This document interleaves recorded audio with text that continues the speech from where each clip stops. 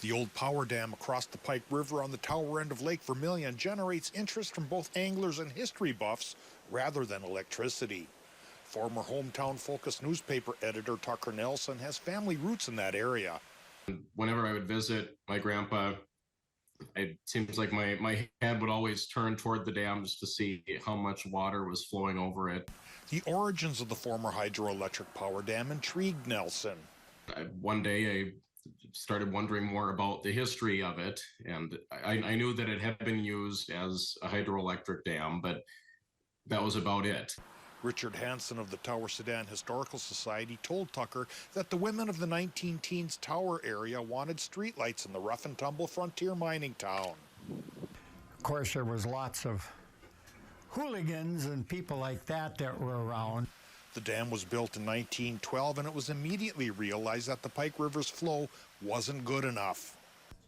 The fluctuation of the river was so bad. Minnesota Power and Light took over the dam around 1924 and literally pulled the plug, so to speak, soon after. 99 years later, Tucker Nelson had learned enough about the dam's history to give a presentation to the Historical Society.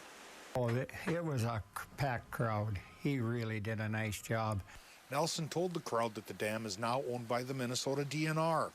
It's really rather solid despite its weathered surface. And the DNR actually maintains the structure because cabin owners depend on the shoreline the dam still provides 111 years later.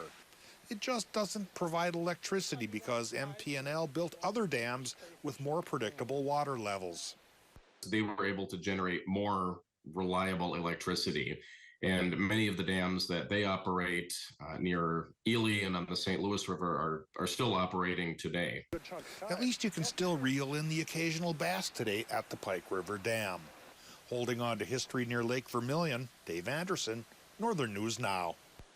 And ongoing maintenance of the Pike River Dam included a repair project in 2021 that sealed a submerged water outlet. Yeah, the outlet's stop logs, which are timbers that fit inside notches in the concrete, were replaced to prevent the lake behind the dam from draining too much.